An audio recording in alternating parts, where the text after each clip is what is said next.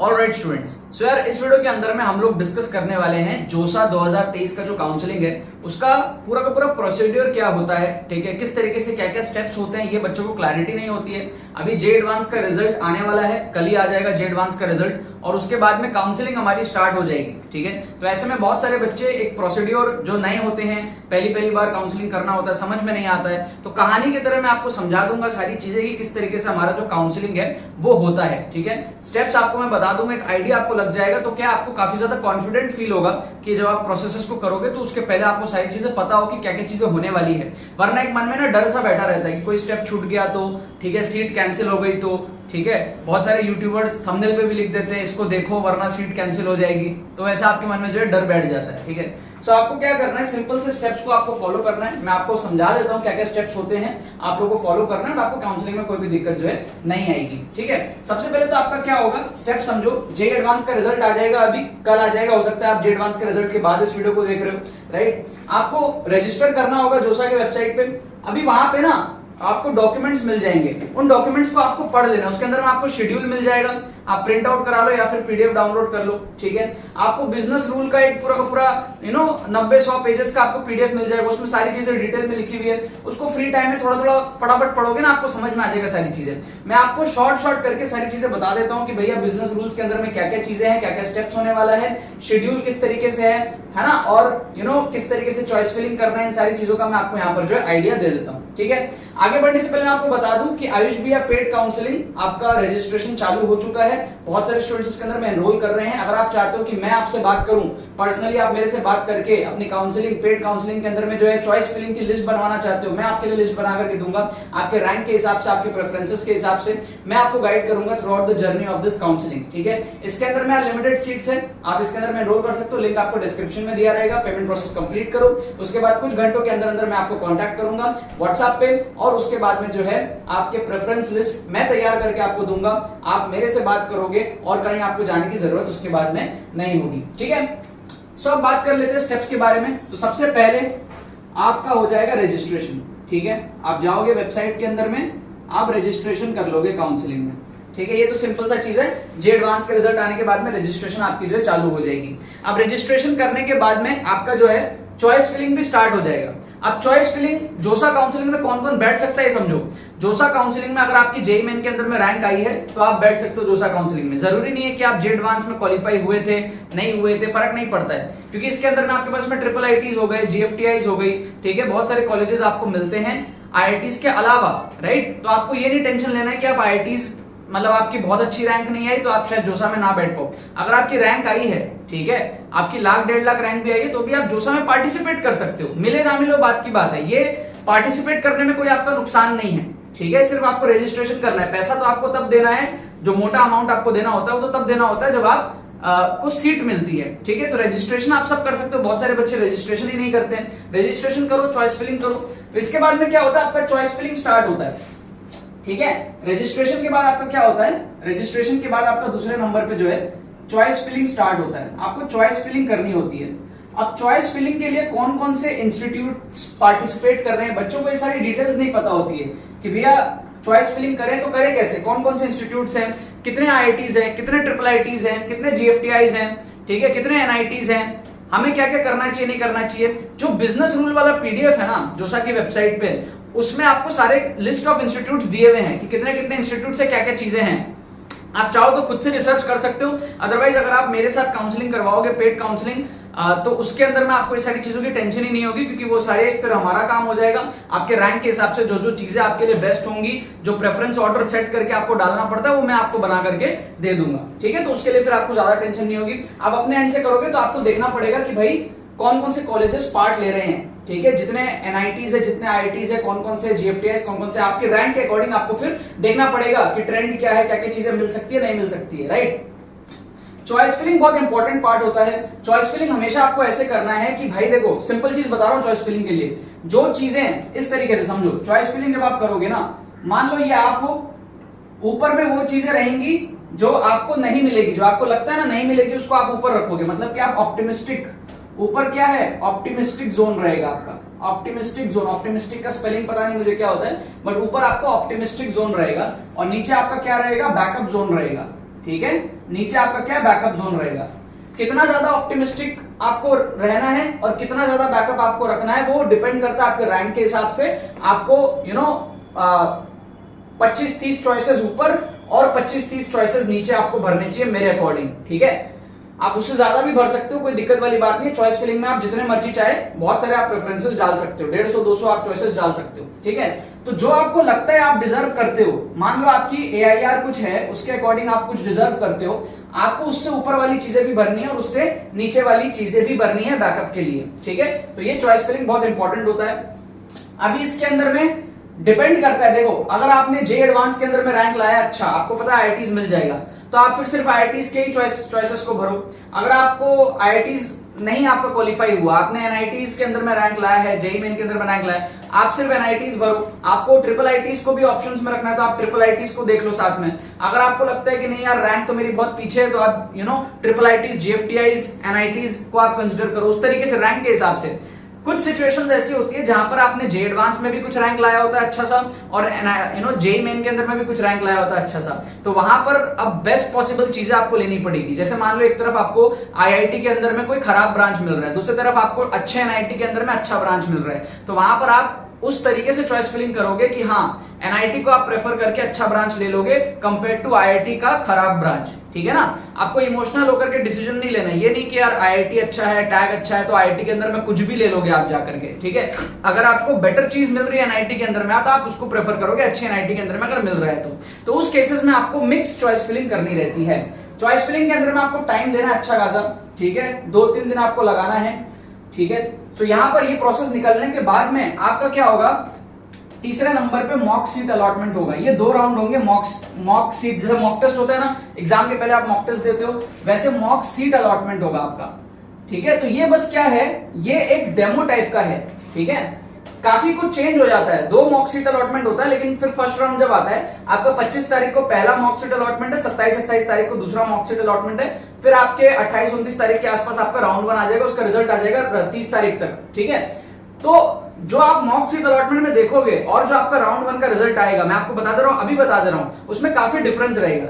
आपको उस time feel होगा कि अरे यार ये तो गड़बड़ हो गया, मॉक सीट में तो मेरे को ये दिखा रहा था और अभी मेरे को ये नहीं मिल रहा, ठीक है। ऐसा इसलिए होता है क्योंकि बहुत सारे बच्चे हैं वो एकदम लास्ट मोमेंट पे जो है चॉइस फिलिंग करते हैं, ठीक है, और लास्ट मोमेंट में चॉइस फिलिंग करने की वजह से उनकी एंट्रीज जो होती है वो मॉक सीट अलॉटमेंट में शो ही नहीं होती। तो मॉक सीट अलॉटमेंट उन्हीं एंट्रीज के बेसिस पर आपका आता है जितने बच्चों ने, मतलब मान लो एग्जाम अगर 100 बच्चों ने दिया है मॉक टेस्ट का, तो 100 बच्चों में रिजल्ट आया। अब फाइनल एग्जाम 150 बच्चे दे रहे हैं, तो 150 बच्चों में रिजल्ट आएगा, तो आप जो 100 में एक्सपेक्ट कर रहे थे वो 150 में आपका रिजल्ट पीछे हो जाएगा। वही वाली कहानी है आपका, ठीक है। खैर जो भी हो, इसके बाद में आपका हो जाएगा राउंड्स चालू हो जाएगा। अभी राउंड्स कितने होते हैं हमारे पास में, टोटल 6 राउंड होते हैं जोसा के अंदर में, फिर आपका जो है CSAB हो जाएगा। जोसा के अंदर में जो 6 राउंड होते हैं मैं आपको बता दूं, राउंड 1 से लेकर के जो हमारा राउंड 6 तक है ये जोसा के अंदर में चलता है, ठीक है। फिर उसके बाद में CSAB वगैरह होता है हमारे पास में, ठीक है। तो इसमें जो लास्ट राउंड होता है ना, लास्ट राउंड में IITs पार्ट नहीं लेता, ठीक है। IIT सेकंड लास्ट राउंड तक रहता है और फिर लास्ट राउंड में आपका जो है NITs, IIITs, GFTIs ही रहते हैं, और उसमें जो फिर आगे सीट्स बच जाती है वो फिर NITs, IIITs की वो फिर CSAB के अंदर में पार्टिसिपेट होता है, स्पेशल राउंड के अंदर में पार्टिसिपेट होता है। मैं आपको समझाता हूँ धीरे धीरे सारी चीजें। ये जो शेड्यूल है पूरा का पूरा आपको मिल जाएगा, ठीक है, कि राउंड 1 का कब होगा, राउंड 2 का कब होगा, राउंड 3 का कब होगा।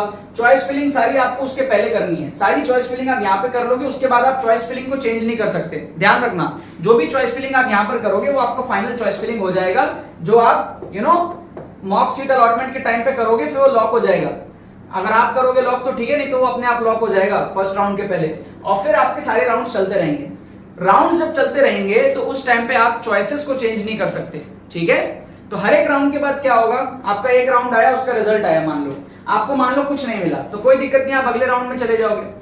मान लो अगले राउंड में आपको कुछ मिल गया, तो कोई भी राउंड में आपको कुछ मिल जाए, कोई भी सीट मिल जाए, आपको वो एक्सेप्ट करना जरूरी है। अगर आपने एक्सेप्ट नहीं किया, खत्म हो गया, बाहर हो गए, टाटा हो गए, ठीक है, आगे राउंड में नहीं जाओगे।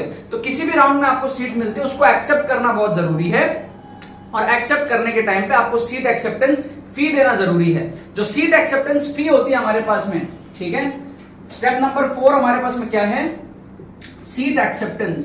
सीट एक्सेप्टेंस, जो भी आपको मिलेगा सीट एक्सेप्ट करना जरूरी है, सीट एक्सेप्टेंस फी देना जरूरी है। और वो जो फी होती है वो 40 के होती है जनरल ओबीसी के लिए और 20 के होती है हमारे पास में SC ST वालों के लिए। ठीक है, इस 40 के में से 4000 तो होता है प्रोसेसिंग फी, आपका होता है बचता है 36,000 रुपए। तो टेक्निकली 4000 को तो आप भूल जाओ, 36,000 रुपए आपका जो है बैलेंस अभी जमा है उनके पास में। ठीक है, अभी उनके पास में जमा है, ये वेस्ट नहीं है, ये आपका एडमिशन जो आप कॉलेज जाओगे ना वहां पे एडजस्ट हो जाएगा। 4000 रुपए तो आपका जो है कट गया प्रोसेसिंग फी। ठीक है, अब क्या होगा, इस टाइम पर आपसे पूछेगा जो भी आपको सीट मिलेगी। अभी आपने चॉइसेस फिल करे हैं, जैसे मैं आपको एग्जांपल देता हूं, मान लो आपने फिल किया लेट से NIT त्रिची CSE, मान लो आपने फिल किया NIT वारंगल CSE, फिर मान लो आपने फिल किया NIT त्रिची, ठीक है, instrumentation and communication engineering ICE, मान लो आपने फिल किया लेट से आपने फिल किया NIT दुर्गापुर, लेट से मैं आपने फिल किया लेट से CSE, ठीक है, और लेट से आपने फिल किया क्या, लेट से आपने फिल किया कुछ और एग्जांपल, मान लो आपने IIST शिवपुर फिल किया, मान लो IIST शिवपुर का कोई एक ब्रांच आपने जो है फिल किया, लेट से आपने फिल किया इलेक्ट्रॉनिक्स, ठीक है, इलेक्ट्रॉनिक्स या इलेक्ट्रिकल जो भी। तो अभी समझो होगा क्या, मान लो पहले राउंड में आपको कुछ नहीं मिला, दूसरे राउंड में मान लो आपको मिला क्या, शिवपुर मिला, IIST शिवपुर, ठीक है, ये मिला मान लो। अभी आपको पूछेगा क्या करने का है, फ्रीज करना है, फ्लोट करना है, स्लाइड करना है, क्या करने का है। ठीक है, तीन ऑप्शन आपके पास में होते हैं, फ्रीज, फ्लोट और स्लाइड। ये समझ लो, बहुत अच्छे समझ लो। सीट एक्सेप्टेंस फी दोगे, वहां पर पूछेगा कि आगे क्या करना है, क्योंकि राउंड तो अभी चल रहे हैं ना, 6 राउंड तक जाएगा ना। तो आपका क्या होगा, पूछेगा आपसे कि भैया फ्रीज, फ्लोट और स्लाइड, ये आपसे पूछेगा। फ्रीज का मतलब क्या है भैया, एकदम फ्रीज कर दो भैया। मान लो IIST शिवपुर मिला है, वही लेंगे हम तो, राम कहानी छोड़ो। ये बेवकूफी है, जो भी बच्चे फ्रीज करते हैं ना वो बेवकूफी है। क्यों, समझ रहे आप बात को, क्योंकि भाई जब आपको ऊपर की चीज चाहिए ही नहीं थी तो आपने फिर चॉइस फिलिंग में ऊपर भरा ही क्यों। ऊपर तो वो चीजें रखते हैं ना, हमारा ऑप्टिमिस्टिक जोन है, समझो इस चीज को, ये तो हमारा ऑप्टिमिस्टिक जोन है। तो ऊपर में हमको जो चीजें चाहिए थी तभी ऊपर भरा था, तो जब चाहिए थी तो फिर फ्रीज क्यों करोगे। तो फ्रीज को तो आपको करना ही नहीं चाहिए। अगर आप फ्रीज कर रहे हो मतलब आपकी चॉइस फिलिंग में कहीं ना कहीं गड़बड़ हुई थी, जो आपको बाद में समझ आई है। ठीक है, तो जो चीजें आपके ऊपर है वो तो आपको चाहिए, तो आप फ्रीज क्यों करने जाओगे। ठीक है, आप क्या करने जाओगे, फ्लोट। ये मैक्सिमम बच्चे करते हैं फ्लोट। फ्लोट में क्या होता है, हाँ ठीक है भाई ऊपर चलो, मतलब इससे बेटर कुछ मिलेगा तो मिलेगा, नहीं तो यही रह जाएगा, ये आपका सीट जाएगा नहीं, है ना, सीट है आपका। इससे बेटर कुछ होगा तो वो अगले राउंड में मिलने के चांसेस रहेंगे, नहीं मिलेगा कोई बात नहीं रहेगा, राइट। तो यहां बच्चे फ्रीज कर देते हैं, मेरे हिसाब से फ्रीज नहीं करना चाहिए। आगे के राउंड में जल्दी चलो, थोड़ा आगे चलो, at least second last third last round तक तो जाओ। फिर मान लो आपको किसी राउंड में मिल गया NIT त्रिची का IC, ठीक है, अभी आप फ्रीज तो गया, फ्रीज तो समझ आ गया नहीं करना, फ्लोट और स्लाइड, ठीक है। अभी यहां पर क्या है, मान लो आपका मन बदल गया किसी कारण से, आपको लगा कि नहीं यार NIT त्रिची ICE ठीक है, आप फ्रीज कर सकते हो, बट अगेन फ्रीज नहीं करना, मैंने आपको समझाया, क्योंकि इसके ऊपर भी तो ऑप्शंस है ना जो बेटर ऑप्शंस है। तो आप उस केस में क्या करोगे, फ्लोट करोगे। लेकिन अगर किसी कारण से आपका मन बदल गया, आपको पता लग गया कि आपकी जो क्रश है वो NIT त्रिची उसका फाइनल हो चुका है, तो आपका भी मन बदल जाएगा, आप फिर वारंगल तो जाओगे नहीं। भले पहले आपका प्लान था वारंगल जाने का, लेकिन अभी आपको पता चल गया कि आपकी क्रश जो है वो NIT त्रिची फाइनल कर चुकी है। तो ऐसे केसेस में आप लोगों के लिए ऑप्शन बनाया है कि साला फ्लोट को भी भाड़ में जाने दो, स्लाइड कर दो। स्लाइड का मतलब क्या है कि सेम कॉलेज को रखते हुए बेटर ब्रांच देखा जाएगा। अगर आगे के राउंड में मतलब आपका कॉलेज फिक्स हो गया, आप उसी कॉलेज में जाओगे जहां पे आपकी क्रश जाएगी, आपको वारंगल नहीं देगा वो लोग, ठीक है। लेकिन NIT त्रिची CSE आपको मिल सकता है, अगर मिलने का रहा तो। नहीं मिलने का रहा तो NIT त्रिची ICE रह जाएगा। तो स्लाइड का मतलब ये होता है, कॉलेज को फिक्स करके अगर आप बेटर ब्रांचेस को देखते हो तो उसको कहते हैं स्लाइड। और सबसे बेस्ट तो होता है फ्लोट, ठीक है, क्योंकि अनटिल एंड अनलेस आपकी क्रश को कॉलेज मिले और कोई रीजन नहीं है आपको उस कॉलेज में रहने का। क्योंकि जब आपने चॉइस फिलिंग करी थी तो आपने यही सोच के किया था ना कि NIT Warangal CSE is a better option than compared to NIT Trichy IC, है ना। या तो आपको समझ आया हो कि आपने चॉइस फिलिंग गलत की थी, तो आपको लगे कि नहीं यार अपन फ्लोट नहीं करते हैं, या तो आपका मन बदल जाए, आपको लगे कि नहीं मेरे को यही कॉलेज चाहिए, उफत गया हूं मैं, थर्ड राउंड हो गया, फोर्थ राउंड हो गया, आप बोलो नहीं इस कॉलेज को पक्का करो, इधर बोरिया बिस्तर बांध के जाते हैं, बेटर ब्रांच मिले तो देख लेंगे, उस केसेस में ही आपको जो है स्लाइड करना चाहिए, अदरवाइज नहीं।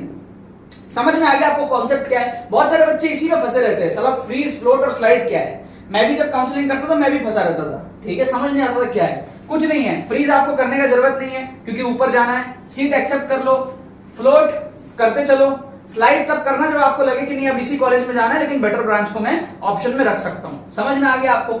ये हो जाएगा। अब आपका राउंड चलता जाएगा, ठीक है।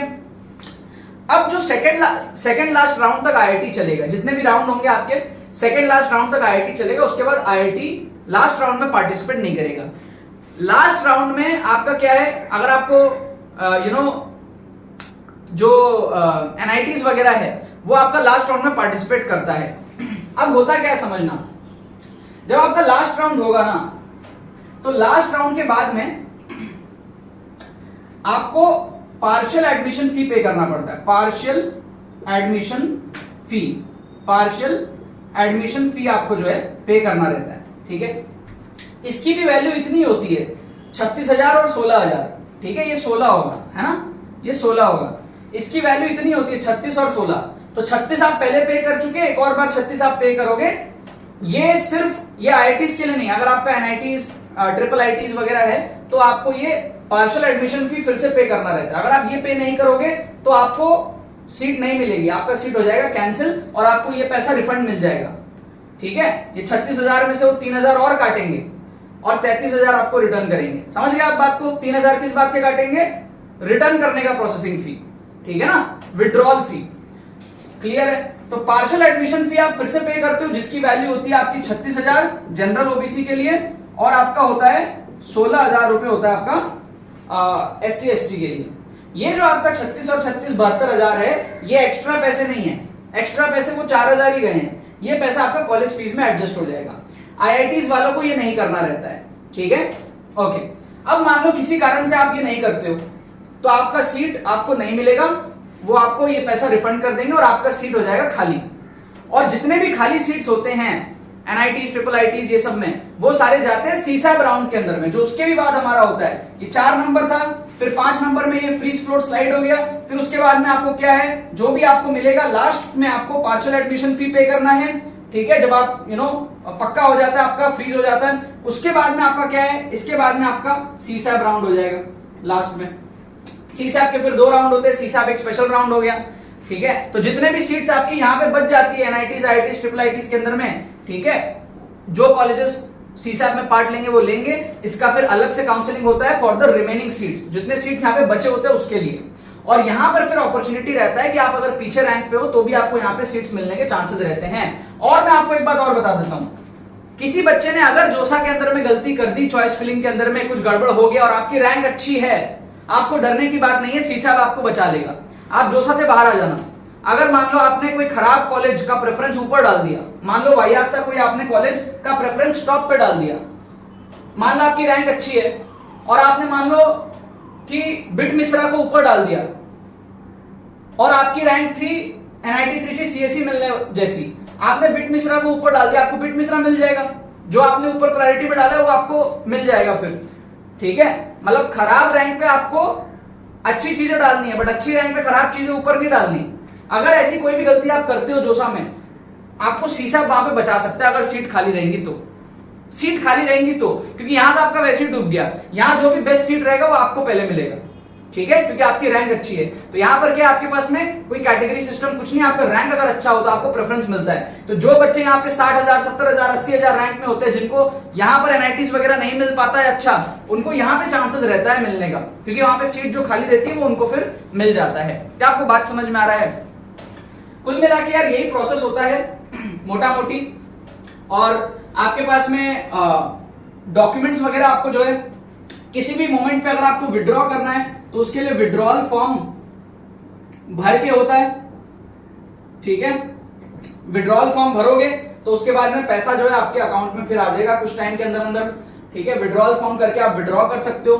और आपके पास में जो डॉक्यूमेंट्स होते हैं वो सारे आपको रेडी करने हैं। 10th का मार्कशीट, 12th का मार्कशीट, एडमिट कार्ड हो गया आपका जेईई मेन का, आपका कैटेगरी सर्टिफिकेट हो गया, है ना, आपका कैटेगरी सर्टिफिकेट, आप जो भी कैटेगरी के हो वो सर्टिफिकेट आपके पास में होना चाहिए, ठीक है। आपके पास में टीसी होना चाहिए, आपके पास में स्कूल लिविंग सर्टिफिकेट होना चाहिए, ठीक है। 10th का मार्कशीट हो गया, 12th का मार्कशीट हो गया, मेडिकल सर्टिफिकेट। मेडिकल सर्टिफिकेट को लेकर के बहुत सारे बच्चों को जो है एक टेंशन सा रहता है कि सर मेडिकल सर्टिफिकेट में क्या होगा। ये सारी चीजों का जो फॉर्मेट है ना आपको मिल जाता है, ठीक है। फिर आपका इनकम सर्टिफिकेट, ठीक है, ये सारे जो सर्टिफिकेट है ये सब आपको जो है रेडी करके रखने हैं, ठीक है ना।